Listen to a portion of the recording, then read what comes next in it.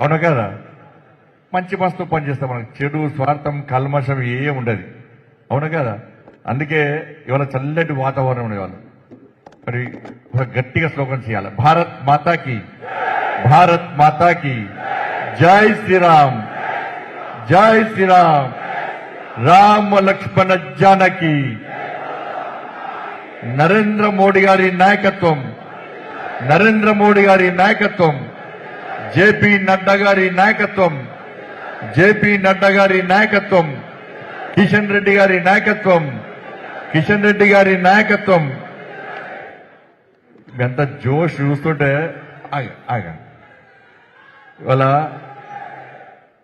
మనకు మార్గదర్శనం చేయడానికి చాలా అనుభవజ్ఞులు పూర్తి సమయాన్ని సమాజ సేవ కోసం, ధర్మకార్యం కోసం, పార్టీ ఇంకా శక్తివంతంగా తయారని చెప్పి ఆలోచనతో ఈరోజు మనకు ఎన్ని కార్యక్రమాలున్నా, ఎంత బిజీ ఉన్నప్పుడు కూడా ఎట్టి బస్సులో కరీంనగర్ పార్లమెంట్లోని కార్యకర్తలను, పోలింగ్ బూత్ అధ్యక్షులను, కోఆర్డినేటర్స్ కలవాల్సిందే, వాళ్లకు అన్ని విషయాలు చెప్పాల్సిందే అని చెప్పి పూర్తి వారికి సమయం లేకున్నప్పుడు కూడా మనకు సమయం ఇచ్చి అంత దూరం నుంచి వచ్చినటువంటి మనకు మన ఆశీర్వదించడానికి వచ్చినటువంటి భారతీయ జనతా పార్టీ అఖిల భారత జాతీయ సహసంఘటన మంత్రి ఆదరణీయ శివప్రకాష్ జీ, వారికి అందరూ ఒకసారి గట్టిగా చప్పట ద్వారా వారు స్వాగతం పలికారు. శివప్రకాష్ జీ అదేవిధంగా రాష్ట్ర ప్రధాన కార్యదర్శి సోదరులు, మనందరి సుపరిచితులు, మనందరినీ నాలాంటి అనేక మంది కార్యకర్తలు తయారు చేసినటువంటి పెద్దలు ప్రదీప్ కుమార్ గారు, రాష్ట్ర ఉపాధ్యక్షులు, ప్రజా సంగ్రామ యాత్ర పేరుతో ముందుండి నడిపినటువంటి మా అన్న మనోహర్ రెడ్డి గారు, అదేవిధంగా రాష్ట్ర కార్యదర్శి మా అక్క జయశ్రీ అక్క గారు, అదేవిధంగా కరీంనగర్ జిల్లా భారతీయ జనతా పార్టీ అధ్యక్షులు సోదరు కృష్ణారెడ్డి గారు, రాజన్న సిరిసిల్ల జిల్లా అధ్యక్షులు సోదరులు ప్రతాప రామకృష్ణ గారు, ఇక్కడ ఇన్ఛార్జ్ ప్రభారిగా ఉండి సమయానికి మీసాల చంద్రయ్య గారు, దాంతోపాటు మొన్ననే చొప్పదండి నియోజకవర్గం నుంచి పోటీ చేసినటువంటి మా అక్క బొడిగ శోభక్క గారు, ఇందుర్తి నుంచి ఉస్నాబాద్ నుంచి పోటీ చేసినటువంటి మా సోదరుడు బొమ్మ శ్రీరామ్ గారు, అదేవిధంగా వెమ్లవాడ నియోజకవర్గం నుంచి పోటీ చేసినటువంటి మనందరి నాయకుడు పెద్దలు వికాస్ గారు, మా సీనియర్ నాయకులు ఇక్కడ మన అంజన్న, ఇక్కడ మిగతా వేదిక పేర్లు చెప్పడానికి ఎవరు తిట్టుకోకుండా వేదిక పైనటువంటి పెద్దలందరికీ, నాయకులందరికీ, విచ్చేసినటువంటి కార్యకర్తలు, నాయకులందరూ కూడా, మా అక్కలు అందరూ కూడా, మీ ఒక్కరు కూడా ప్రతి ఒక్కరు కూడా హృదయపూర్వక నమస్కారాలు తెలియజేస్తూ, పక్కకు గెలుస్తున్నాం కదా, డౌట్ ఏం లేదు కదా. టీఆర్ఎస్ లకే కాంగ్రెస్ లకే డౌట్ లేదు, మనకి డౌట్ ఉంటుందా? మనకు ఈ సమావేశము కాంగ్రెస్ లో టీఆర్ఎస్ లో పెట్టాలని అవుతుంది ఎట్లా? ఈ ట్యాగ్లు వేసుకొని, కండోలు కప్పుకొని, ఇంత సిస్టమేటిక్ గా, ఇంత జోష్ తోని, ఇది ఏ పార్టీతోనైతుంది? కేవలం భారతీయ జనతా పార్టీ. ఇది పైసలు ఇస్తే వచ్చేటువంటి పార్టీ కాదు, పైసలు ఇస్తే కొన్ని అమ్ముడు పార్టీ కాదు, అటువంటి కార్యకర్తలు కాదు. అవునా కదా? కొన్ని ఈ పోలింగ్ బూత్ అధ్యక్షుల సమావేశమే ఇంత పెద్ద ఎత్తున జరిగిందంటే కరీంనగర్ లో ప్రజల ఆశీర్వాదం ఎవరి వైపు ఉన్నట్టు, ఎవరి మీద ఉన్నట్టు? అందుకే కాంగ్రెస్ పార్టీ వాళ్ళకేమో అభ్యర్థే దొరకలేడు. ఇంకా బీఆర్ఎస్ పార్టీ అభ్యర్థి పోటీ చేయాలన్నా వద్ద డైనాల నుండి కేసీఆర్ కుటుంబ సభ్యుడు కదా, కేసీఆర్ అని అనుకుంటాడు, ఎవ్వరు ఏకుండా అందరు పారిపోతుండు బీఆర్ఎస్ పార్టీ నుంచి. ఇక నేను కూడా కుటుంబ సభ్యుడిని పారిపోతే ఎట్లా అని చెప్పి ఆయన బలవంతంగా పోటీ చేస్తుండు. పైన బయట మాత్రం మేకపోతూ గాంభీర్యాన్ని ప్రదర్శిస్తుండే ఆయన. అవునా కదా? ఇలా గెలిచేది మోడీ గారి ఆశీర్వాదంతో, ప్రజల ఆశీర్వాదంతో గెలిచేది భారతీయ జనతా పార్టీ కరీంనగర్ పార్లమెంట్ లో. ఏ సర్వే చూసినా కూడా ఆ పార్టీలకు మనకు అసలు పార్టీలు దరిదాపులు లేరు. దీనికి ప్రధాన కారణం ఏంటంటే ఈ రెండు పార్టీలు కలిసి భారతీయ జనతా పార్టీ అభ్యర్థిగా పోటీ చేస్తున్న నన్ను అప్రతిష్టపాలు చేయడము, నా మీద తప్పుడు ప్రచారాలు చేయడము, ఇష్టానుసారంగా మాట్లాడడము, నేను చేసిన పనులను మోడీ గారి ఆశీర్వాదంతో నేను చేసినటువంటి అభివృద్ధిని చెయ్యలేదు అంటూ తప్పుడు ప్రచారం చేయడము, నేను ఎన్నిసార్లు చెప్పినా, మీరు ఎన్నిసార్లు చెప్పినా ఆటలతో సహా ప్రూవ్ చేసినప్పుడు కూడా వాళ్ళ చెవులకు వినబడతలేవు, వాళ్ళ కళ్ళకు కనబడతలేవు. కాబట్టి ఇలా ప్రజలు వాళ్ళను చీత్కరించుకునే ప్రయత్నం చేస్తున్నారు, వాళ్ళని తిరస్కరించే ప్రయత్నం చేస్తున్నారు. కాబట్టి బాజప్తా కరీంనగర్ పార్లమెంటును అభివృద్ధి చేసింది భారతీయ జనతా పార్టీ నరేంద్ర మోడీ గారి సర్కార్ అన్న విషయాన్ని మనం స్పష్టం చేయాల్సిన బాధ్యత ఉంది. కాబట్టి వాళ్ళు ఏం ప్రచారం చేస్తామని పట్టించుకోదు. ఎందుకంటే ఇవాళ దేశంలో ఐపీఎల్ మ్యాచ్ నడుస్తుంది, చూస్తున్నారు అందరూ. ఐపీఎల్ మ్యాచ్ నడుస్తుంది. ఐపీఎల్ మ్యాచ్ క్రికెట్లోనే కాదు, ఇవాళ రాజకీయాల్లో కూడా ఐపీఎల్ మ్యాచ్ ఉన్నది. ఇవాళ దేశంలో భారతదేశంలో ఐపీఎల్ మ్యాచ్ నడుస్తుంది, క్రికెట్ టీం కాదు, రాజకీయ టీంతోని. ఇవాళ దేశంలో ఐపీఎల్ మ్యాచ్ రాజకీయ పరంగా నడుస్తుంటే దానికి క్యాప్టెన్ ఎవరంటే నరేంద్ర మోడీ గారు, మన క్యాప్టెన్ దేశంలో. ఇలా నరేంద్ర మోడీ గారు ఐపీఎల్ టీం మ్యాచ్ లో ఇవాళ క్యాప్టెన్ నరేంద్ర మోడీ గారి నేతృత్వంలో ఈ దేశంలో భారతీయ జనతా పార్టీ 400 పార్లమెంటు స్థానాలు, 400 పాయింట్లు సాధించి ఇలా నెంబర్ 1 గా నిలిచి దేశంలో ముచ్చటగా 3వసారి అధికారాన్ని చేపట్టబోతుంది.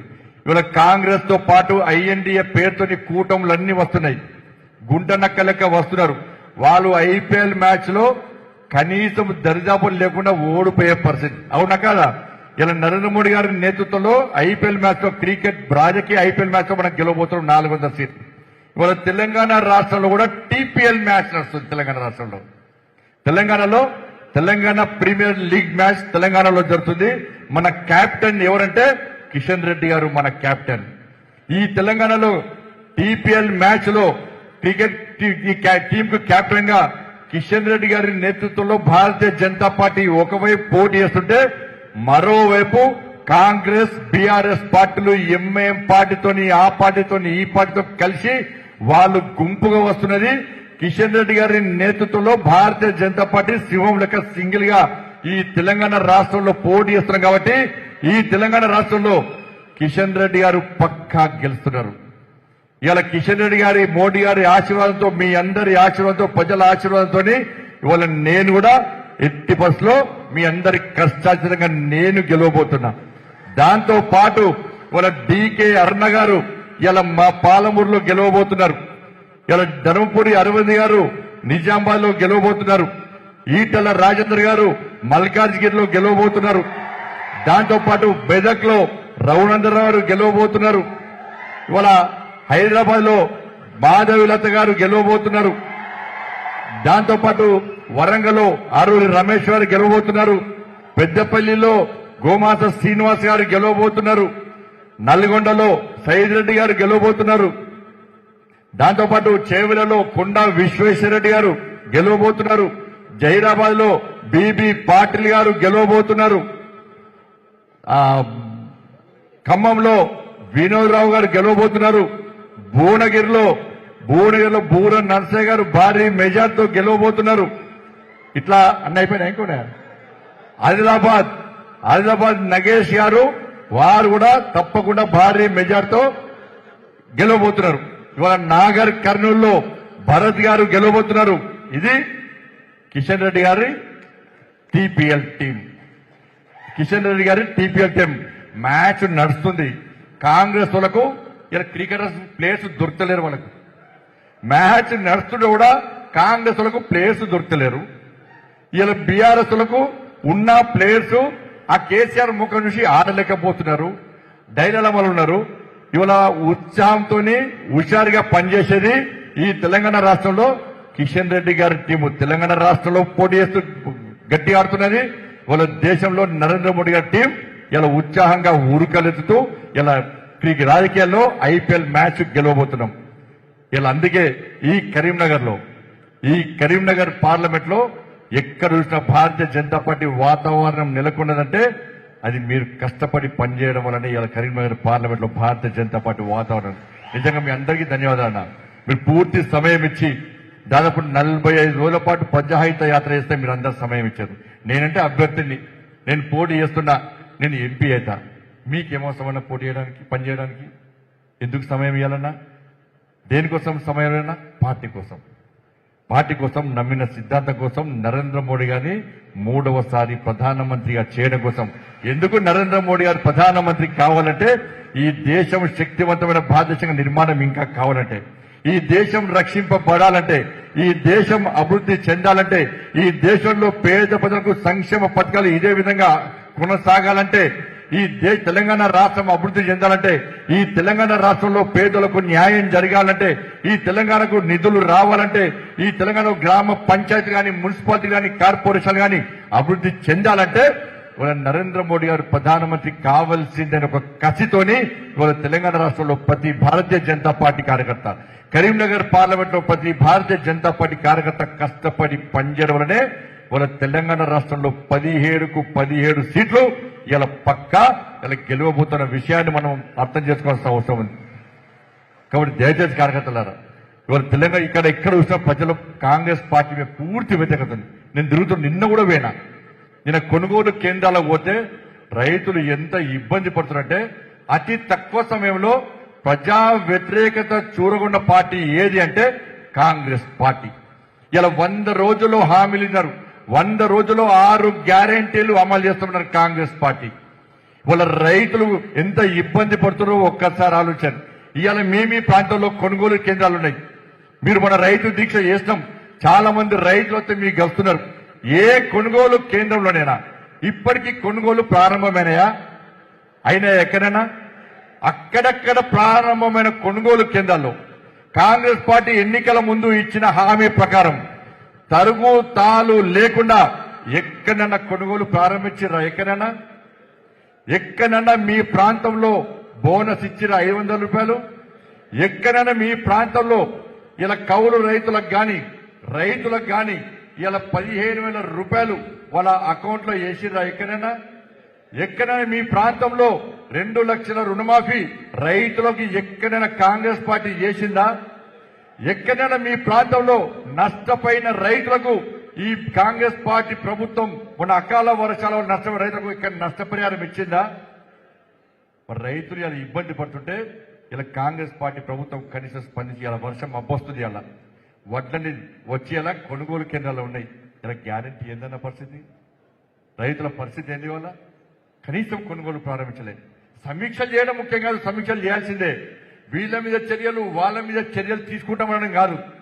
ఇలా పని జరగాలి, రైతులకు న్యాయం జరగాలి.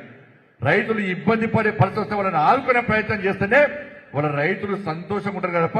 ఇవాళ తెలంగాణ రాష్ట్రంలో రైతులు ఇవాళ టెన్షన్ వాతావరణంతో ఇలా బతికే పరిస్థితి. ఇలా 3 లక్షల రుణం ఇస్తున్నారు వడ్డీ లేని కాంగ్రెస్ పార్టీ. అరే రైతులకు డిఫాల్టర్ గా చేసింది Congress party, BRS party. Already 2 లక్షల రూపాయలు రుణమాఫీ చేస్తాని ఇవాళ రుణమాఫీ చేయకపోవడం వలన ఇప్పటికే రైతులు బ్యాంకులలో అప్పులో ఉన్నారు. అప్పున్న రైతులకు మళ్ళా 3 లక్షల లోన్ ఏ విధంగా ఇస్తారో ఒకసారి కాంగ్రెస్ పార్టీ నాయకులు స్పష్టం చేయాలి.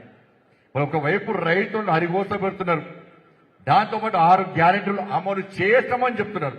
ఇవాళ ఇక్కడ మీ అక్కనో చెల్లెనో అమ్మనో తల్లి ఎవరు ఉంటారు? ఎక్కడే మహిళలు అక్కలున్నారు. మీ ప్రాంతంలో మీ కుటుంబ సభ్యుల్లో ఎవరికైనా కూడా 2,500 రూపాయలు మహిళల అకౌంట్ లో పడ్డాయా అక్క మీకు? మరి పడ్డాయి అంటున్నారు వాళ్ళు. 6 గ్యారెంటీలు అమలు చేస్తామంటారు. మీ ప్రాంతంలో పేదోళ్ళ అకౌంట్ లో 4,000 రూపాయలు ఆసరా పెన్షన్ ఇస్తామన్న కాంగ్రెస్ పార్టీ ఇచ్చిన పైసలు ఇవాళ మీ ప్రాంతంలో ఎవరికైనా పడ్డాయా? 4,000 రూపాయలు ఇచ్చినామంటున్నారు. మీ ప్రాంతంలో ఇల్లు జాగా లేని వాళ్ళకి ఎవరికైనా 5 లక్షల రూపాయలు కాంగ్రెస్ పార్టీ ప్రభుత్వం ఇచ్చిందా ఎక్కడైనా? మీ ప్రాంతంలో విద్యార్థులకు 5 లక్షల భరోసా కార్డు ఇస్తామన్నారు, ఎక్కడైనా ఇచ్చిందా మీ ప్రాంతంలో? మరి అన్ని 6 గ్యారెంటీలు మేము అమలు చేస్తామని చెప్పి కాంగ్రెస్ పార్టీ చెప్తుంటే ఇలా ఎవరికి ఇచ్చారు, ఎక్కడ అమలు చేశారో ఇంతవరకు స్పష్టమైన సమాధానం లేదు. అందుకే కొనుగోలు కేంద్రాలు చాలా బాధ అనిపిస్తుంది తిరుగుతుంటే. నేను డిమాండ్ చేసిన కాంగ్రెస్ పార్టీ ప్రభుత్వాన్ని, మీరు కొనుగోలు ప్రారంభించే ముందే తరుగు తాలు లేకుండా 1 కిలో కూడా కడియకుండా ఎలాంటి కటింగ్స్ లేకుండా కొనుగోలు ప్రారంభిస్తాం, 500 రూపాయలు బోనస్ ఇస్తామని చెప్పి స్పష్టమైన ఆదేశాలు జారీ చేసిన తర్వాత వెంటనే కొనుగోలు ప్రారంభించాలని చెప్పి నేను డిమాండ్ చేస్తే ఇంతవరకు ప్రభుత్వం దగ్గర స్పందన లేదు. వాళ్ళు వీళ్ళు ఎగిరెగిరి పడుతున్నారు భారతీయ జనతా పార్టీ విమర్శించడానికి. కాబట్టి దయచేసి కార్యకర్తలారా మీరందరూ వాస్తవాలు ఉంచండి. ఇవాళ కరీంనగర్ పార్లమెంటు అభివృద్ధి చేసింది మనం. ఇలా 2 అభ్యర్థులున్నారు, గతంలో మాజీ ఎంపీలు 2 ఉన్నారు. ఇలా మేం చేస్తాం అని చెప్పి వాళ్ళు తప్పుడు ప్రచారం చేస్తున్నారు. అరే కరీంనగర్ జగిత్యాల ఉదాహరణ చెప్తాం మీకు. కరీంనగర్ జగిత్యాల రోడ్డు చేసింది ఎవరు? ఇవాళ ఒక బీఆర్ఎస్ పార్టీ అభ్యర్థి వీడియో పెట్టుకున్నాడు. ఆయన ఆ రోడ్డు చూపెట్టి ఆయన వీడియో పెట్టుకున్నాడు. ఆయన తీసుకొచ్చిండ్రు పైసలు. ఇవాళ మీరు ఏం చేయనప్పుడే అన్ని చేస్తామని చెప్పుకుంటారు. చేత ఊకుంటారు. మీరు ఏం చేయకుండానే చేస్తామని వీడియోలు చేస్తూ ఊకుంటారు. మరి పోయినసారి ఎంపీగా పోటీ చేసినావు. పోయినసారి ఎంపీగా పోటీ చేసినప్పుడు నన్ను కరీంనగర్ వరంగల్ రోడ్డు నేనే తీసుకొచ్చానని చెప్పి నీ కరపత్రంలో ఎందుకు ముద్రించలే, ఎందుకు పెట్టుకోలే అని ఎప్పుడు వచ్చినాం కాదన్నా. బుల్లెట్ దిగిందానే చూడాలి. మరి మీరందరూ నన్ను గెలిపించిన తర్వాత మంత్రులను కలిసి నాకు లెక్క ఉండదన్న. వీళ్ళంతా అంటే మనల్ని ఎడ్డోలనుకుంటారు, ప్రజలు ఎడ్డోలనుకుంటున్నారు. వీళ్ళు కరీంనగర్ ప్రజల గురించి తెలియదు వీళ్ళకు. పోయినసారి 1,00,000 ఓట్లతో నేను ఓడగొట్టిన బిడ్డ. ఇంకో ఆయనకు డిపాజిట్ రాలే, ఆయన ఎగిరెగిరి పడుతున్నాయి. డిపాజిట్ రాలే ఆయనకి. నా కరీంనగర్ పోటీ చేస్తే డిపాజిట్ రాలే, నా ఎంపీ పోటీ చేస్తే డిపాజిట్ రాలే. ఓకే ఆయనకు. ఇంకో ఆయన మీద 1,00,000 ఓట్లతో మనం గెలుస్తాం. ఇవాళ మీ అందరు కష్టపడి గెలిపించారు. వాళ్ళ బడ్జెట్ ఎప్పుడు శాంక్షన్ అయింది? బడ్జెట్ ఎప్పుడు శాంక్షన్ అయింది? మీరందరూ నన్ను ఎంపీ గెలిపించిన తర్వాత నేను పోయి మంత్రిని మాట్లాడిన తర్వాత ఇవాళ బడ్జెట్ శాంక్షన్ అయింది. అవునా కాదా? బడ్జెట్ శాంక్షన్ అయినాక నేను ఎంపీ అయినాకనే టెండర్ ప్రాసెస్ స్టార్ట్ అయింది. నేను ఎంపీ అయినాకనే నరేంద్ర మోడీ గారు వరంగల్కి వచ్చి వరంగల్ వేదిక మీదుగా కరీంనగర్ వరంగల్ రోడ్కు ప్రారంభోత్సవం చేశారు. అవునా కాదా?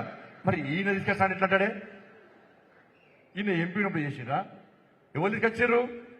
ఇలా నేను తీసుకొచ్చి నరేంద్ర మోడీ గారితో మొన్న ప్రారంభోత్సవం. మొన్న ఎంపీ నేను, బడ్జెట్ శాంక్షన్ చేసినప్పుడు ఎంపీ నేను.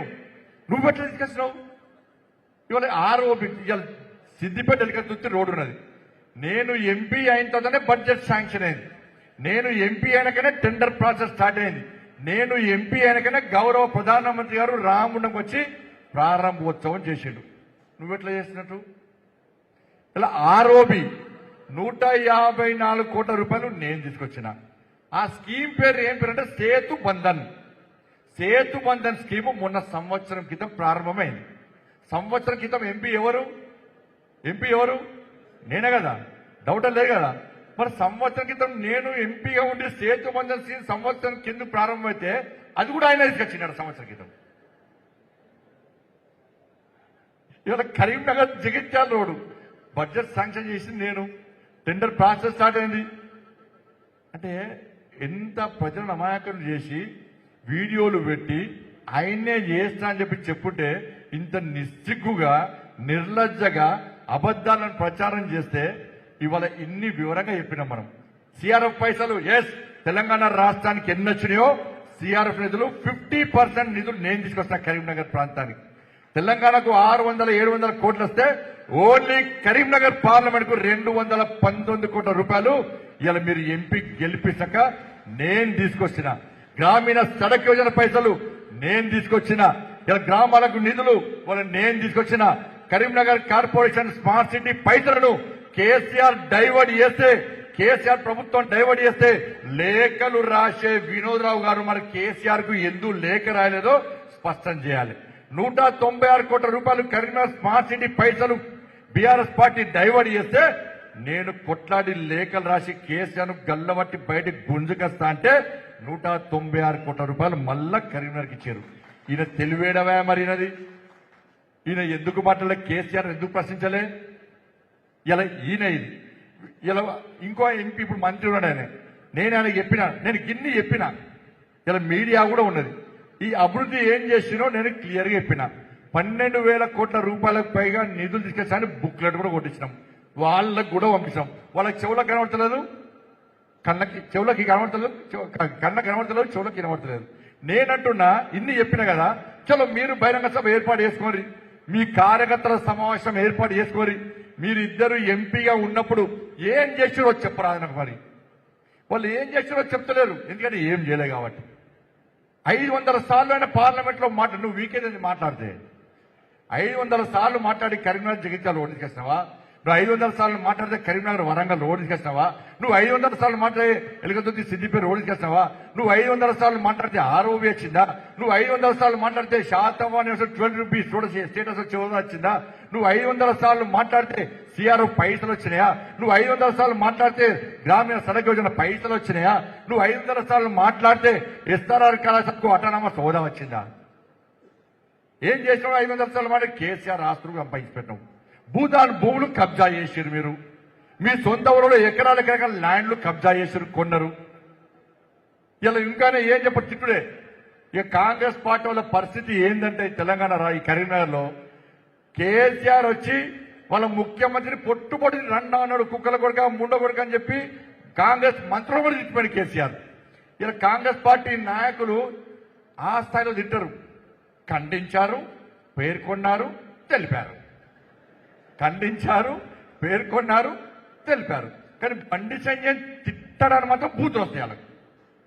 వాళ్ళ ముఖ్యమంత్రిని మంత్రులను తింటేనే స్పందించాల్సిన స్థాయిలో కాంగ్రెస్ వాళ్ళు స్పందించారు. బండి సంజయ్ తిట్టడం మాత్రం రెండు పార్టీలు ఒక్కటై ఇలా కరీంనగర్లో తిట్టే ప్రయత్నం, తప్పుడు ప్రచారం చేసే ప్రయత్నం చేస్తున్నాయి. అన్న నేను ఏ రోజు కూడా ఒక్కరు గుర్తుంచుకున్నానా, ఏ రోజు స్వార్థం కోసం పనిచేయలేదు. మీరు ఎంపీకి గెలిపించిన తర్వాత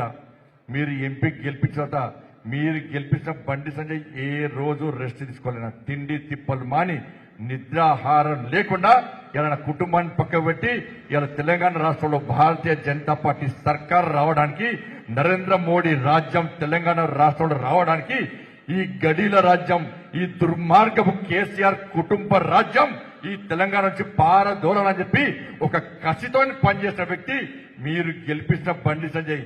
ఏ రోజు వ్యాపారాలు చేయలే, ఏ రోజు పైసలు సంపాదించాలి, బ్యాంకులో డిపాజిట్ చేయాలని చెప్పి ఎప్పుడు చూడలే. నేను తప్పు చేస్తే కేసీఆర్ అంటాడు నా మీద 18 మంది ఇంటెలిజెన్స్ లో పెట్టాడు. ఇలా ఇంటెలిజెన్స్ ఏం చేశారు మరి వాళ్ళ? నేను తప్పు చేస్తే ఎందుకు బయట పెట్టలే? నేను తప్పు చేస్తే కేసీఆర్ ప్రభుత్వం ఎందుకు చర్యలు తీసుకోలే? నేను తప్పు చేసిన ఆధారం ఉంటే ఇప్పుడు వచ్చిన కాంగ్రెస్ పార్టీ ప్రభుత్వం నా మీద ఎందుకు చర్యలు తీసుకుంటలేదు, ఎందుకు బహిరంగపరచలేదో ఒక్కసారి కరీంనగర్ ప్రజలు మీరు ఆలోచించాలి. పాదయాత్ర చేస్తున్నా, 150 పాదయాత్ర చేస్తున్నా, 1600 కిలోమీటర్లు నాకు గుండెలో స్టెంట్ ఉన్నా కూడా 150 రోజుల పాటు 1600 కిలోమీటర్లు పాదయాత్ర రైతుల కోసం పనిచేస్తున్నా.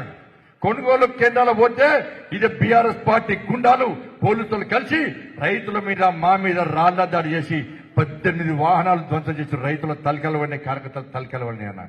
కేసులు నా మీదేనాయి. ఇక్కడ ఇద్దరు మాజీ ఎంపీలు ఏ రోజైనా రైతుల కోసం కొట్లాడిరా? స్పష్టం చేయండి. వాళ్ళ నిరుద్యోగులకు టీఎస్పీఎస్సీ పేపర్ లీక్ అయితే నేను కొట్టాను, 60 లక్షల మంది యువత భవిష్యత్తు నాశనం చేసి ఇలా చెప్పి నేను కొట్లాడితే నిరుద్యోగం మార్చి చేస్తే ఇలా కేసీఆర్ ప్రభుత్వం నేను పేపర్ లీక్ చేస్తానని చెప్పి అక్రమ కేసు పెట్టి నన్ను జైలుకు పంపిందన్న కార్యకర్తలు లాఠీచార్జ్ చేసింది.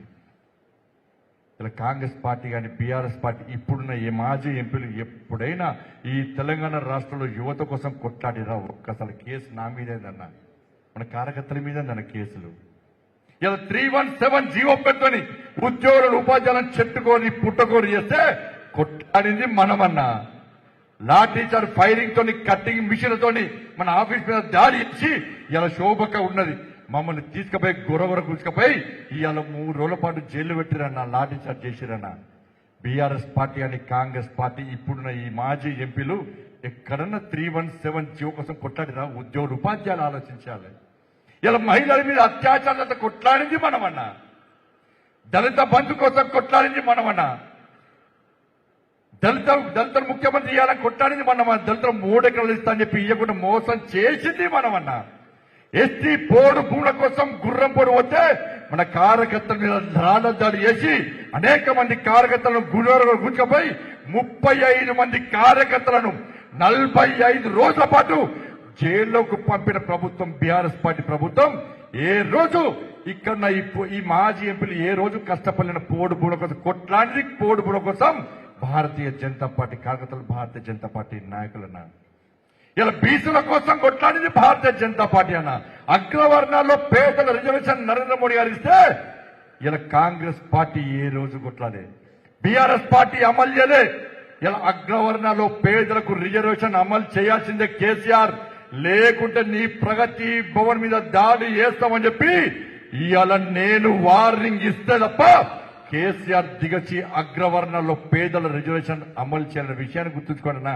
ఈ ఇద్దరు మాజీ ఎంపీలు ఏం చేశారో ఒక్కసారి ఎప్పుడన్నా దయచేసి ఆలోచించండి. వాళ్ళ ఇది కరీంనగర్ పరిస్థితి, తెలంగాణ పరిస్థితి. దేశంలో పరిస్థితి 370 ఆర్టికల్ రద్దు చేసింది మన భారతీయ జనతా పార్టీ నరేంద్ర మోడీ గారి ప్రభుత్వం. ఇలా జమ్మూ కాశ్మీర్ భారతదేశంలో అంతర్భాగం అని చెప్పి మొదటి నుంచి కూడా డాక్టర్ శ్యామా ప్రసాద్ ముఖర్జీ బలిదానం అయిపోయిందన్న ఈ దేశం కోసం. ఏ కాంగ్రెస్ పార్టీ నాయకుడు బీఆర్ఎస్ పార్టీ నాయకుడు 370 ఆర్టికల్ వ్యతిరేకంగా కొట్లాడినో ఒక్కసారి ఉంచండి. ఇచ్చిన హామీ ప్రకారం 60 సంవత్సరాల కాంగ్రెస్ పార్టీ చేయని సాహసోపేత నిర్ణయం 370 ఆర్టికల్ రద్దు చేసే కనుక మన నరేంద్ర మోడీ గారు అన్న విషయాన్ని గుర్తుంచుకోండి. ఇలా ట్రిపుల్ తలాక్ ను రద్దు చేసే కనుక భారతీయ జనతా పార్టీది. అయోధ్యలో భవ్యమైన దివ్యమైన రామ మందిరాన్ని నిర్మించిన పార్టీ ఇలా భారతీయ జనతా పార్టీ. అనేక మంది కర సేవకులు బలైపోయిన విషయాన్ని గుర్తుంచుకోవాలి. అరే కాంగ్రెస్ పార్టీలకు దేవుడే రాముడు, బీఆర్ఎస్ పార్టీలకు రాముడు దేవుడే, కానీ అయోధ్యలో రామ మందిరం కోసం బలిదానం ఇచ్చిన పార్టీ ఏది అంటే అది భారతీయ జనతా పార్టీ. ఏ కాంగ్రెస్ పార్టీ కార్యకర్త, ఏ బీఆర్ఎస్ పార్టీ కార్యకర్త అయోధ్యలో కర సేవలో పాల్గొని ప్రాణత్యాగం చేయలే. ఏ బీఆర్ఎస్ పార్టీ కార్యకర్త, ఏ కాంగ్రెస్ పార్టీ కార్యకర్త అయోధ్య కోసం రాముని కోసం పోలి జైలు ఓలేనా.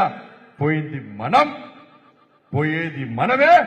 అందుకే ఆ కసితోనే ఇలా అయోధ్యలో రామ మందిరం నిర్మించి బాజప్తా రాముని వారసులుగా ధైర్యంగా చెప్పుకునే పార్టీ భారతీయ జనతా పార్టీ అన్నారు.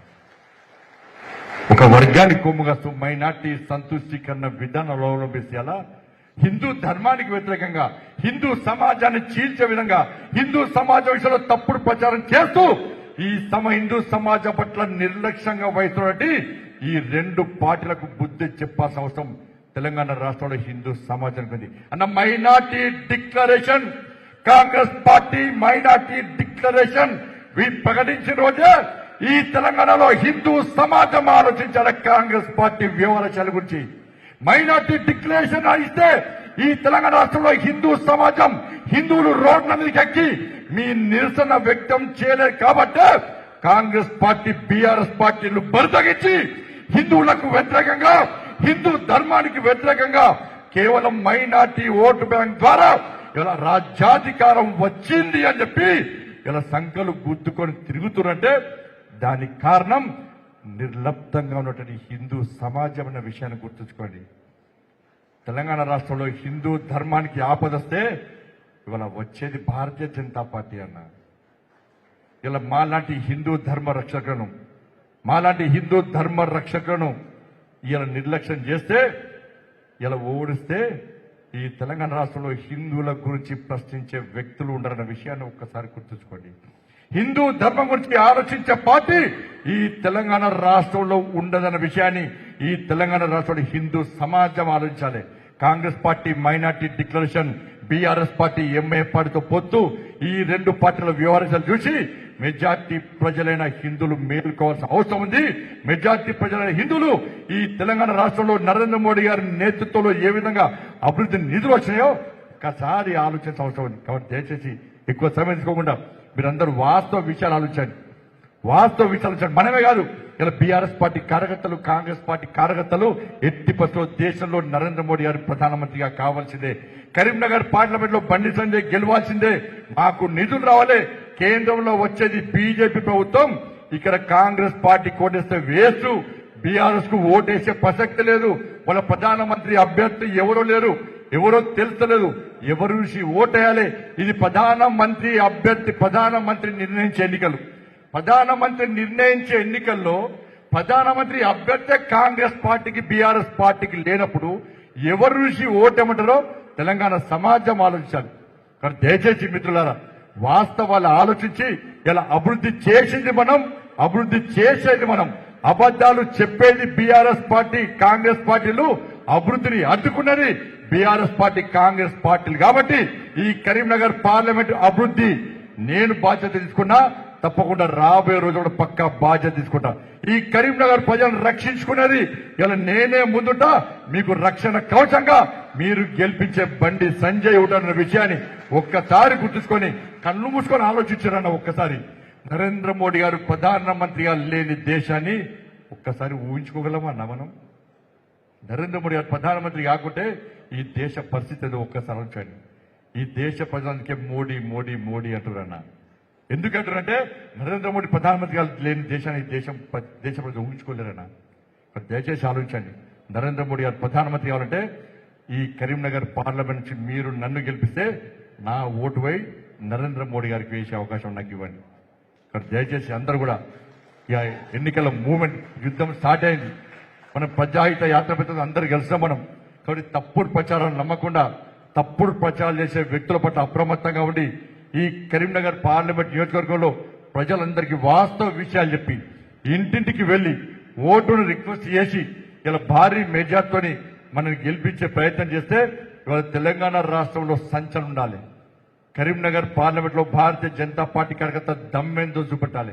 కరీంనగర్ పార్లమెంట్ లో భారతీయ జనతా పార్టీ కార్యకర్తలు కలుసుకుంటే ఏ విధంగా మెజార్టీ అందిస్తామో ఇవాళ నిరూపించాల్సిన బాధ్యత మీ అందరి మీద ఉంది. కాబట్టి మీరు కష్టపడి పనిచేస్తారు, మీరు ఇష్టపడి గెలిపిస్తారన్న విశ్వాసం నమ్మకంతోనే నేను ఇలా మీ ముందుకు వస్తున్న విషయాన్ని ఒక్కసారి మీరు గుర్తుంచుకోవాల్సిందిగా, ఎవరి వల్ల ఎవరికి ఇబ్బందులు వచ్చినా కూడా దాన్ని పెద్ద మనసుతో అర్థం చేసుకొని మన మధ్యలో మనం కలిసి ఉండి ఇలా టీఆర్ఎస్ పార్టీ బీఆర్ఎస్ పార్టీ తప్పుడు ప్రచారాన్ని ఎదుర్కొంటూ ధైర్యంగా ముందుకు పోవాల్సిందిగా, ప్రజాస్వామ్యబద్ధంగా మనం ముందుకు పోవాల్సిందిగా మీ అందరికీ విజ్ఞప్తి చేస్తూ ఇంత పెద్ద ఎత్తున ప్రతి పోలింగ్ బూత్ నుంచి పోలింగ్ బూత్ అధ్యక్షులు రావడం ఇలా చాలా సంతోషం. ఇంత మంచి వాతావరణం, పండుగ వాతావరణం లెక్క ఈ రోజు ఇక్కడ ఉండడం చాలా సంతోషం. మరి ఇంత పెద్ద ఎత్తున స్వచ్ఛందంగా తరలివచ్చిన మీ అందరికీ హృదయపూర్వక ధన్యవాదాలు తెలియజేస్తూ, ఇలా మీరు కష్టపడ్డారు, బయట నుంచి అనేక మంది నాయకులు వచ్చి కూడా ఇవాళ మనకు సహకరించే ప్రయత్నం చేస్తున్నారు. అందరం కలిసి మెలిసి మనం ముందుకు సాగాల్సిందిగా మీ అందరికీ విజ్ఞప్తి చేస్తూ, ఇలా శివప్రకాష్ జీ వారు చెప్పే విషయాలు అందరూ కూడా మంచి వినాలి. వారు చాలా అనుభవజ్ఞులు. వాళ్ళు కేవలం మీ అందరితో మాట్లాడడానికి ఏ విధంగా మనం గెలవాలి, ఏ విధంగా మనం ప్రజల్లోకి వెళ్ళాలి, ఏ విధంగా మన బూతుని శక్తివంతంగా తయారు చెప్పి అనేక విషయాలు వాళ్ళు స్పష్టం చేయడానికి వచ్చారు. కాబట్టి అందరూ ఓపికగా సమావేశం పూర్తయిన తర్వాత అందరూ భోజనం చేసి వెళ్లాల్సిందిగా మీ అందరికీ విజ్ఞప్తి చేస్తూ, మొత్తం మీటింగ్ పూర్తి వరకు కూడా ఇదే క్రమశిక్షణతోని, ఇదే జోస్తోని సిస్టమేటిక్ గా మీరందరూ ఉండాల్సిందిగా మీ అందరికీ విజ్ఞప్తి చేస్తూ ముగిస్తున్నాను. భారత్ మాతాకి జై శ్రీరామ్. నరేంద్ర మోడీ గారి నాయకత్వం, జేపీ నడ్డా గారి నాయకత్వం. టీపీఎల్ మ్యాచ్ కు మీరు సిద్ధం కదా? మన కెప్టెన్ ఎవరు? కిషన్ రెడ్డి గారు. ఐపీఎల్ మ్యాచ్ కు సిద్ధం కదా? మన కెప్టెన్ ఎవరు? బస్ ఇద్దరు నాయకులు మనకున్నారు. ఇవాళ ఎట్టి బస్సులో ఎట్లా క్రికెట్ సిక్స్ల మీద సిక్స్లు కొట్టి బీఆర్ఎస్ పార్టీ కాంగ్రెస్ పార్టీ డక్అవుట్లు వేయాలి. భారత్ మాతాకి.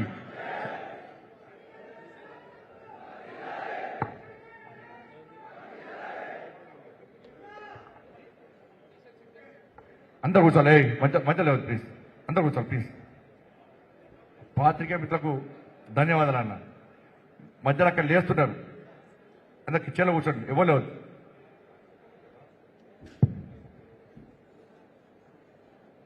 भारत माता की, भारत माता की, भारत माता की। अब की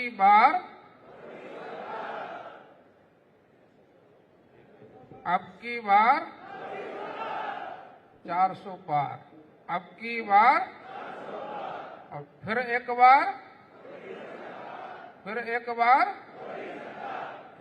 बार आज के इस हमारे बूथ के कार्यकर्ताओं के सम्मेलन में मंच पर उपस्थित हमारे जिलाध्यक्ष महोदय, मंच पर हमारे प्रधान कार्यदर्शी तेलंगाना बीजेपी प्रदीप जी, पार्टी के उपाध्यक्ष तेलंगाना के मनोहर जी, मंच पर हमारे पार्लियामेंट के कन्वीनर, को कन्वीनर, ऑब्जर्वर, हमारे पार्टी के वरिष्ठ कार्यकर्ता नेता, और अभी जिनका आपने ओजस्वी भाषण सुना, तेलंगाना नहीं देश की ही आशा के किरण हमारे एमपी बंडी संजय गारू, और मेरे सम्मुख उपस्थित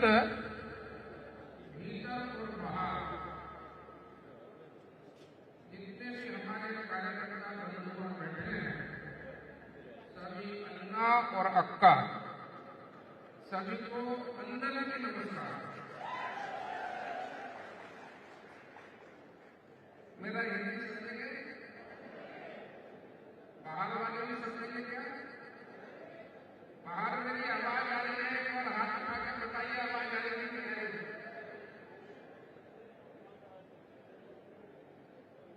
आज के इस कार्यक्रम का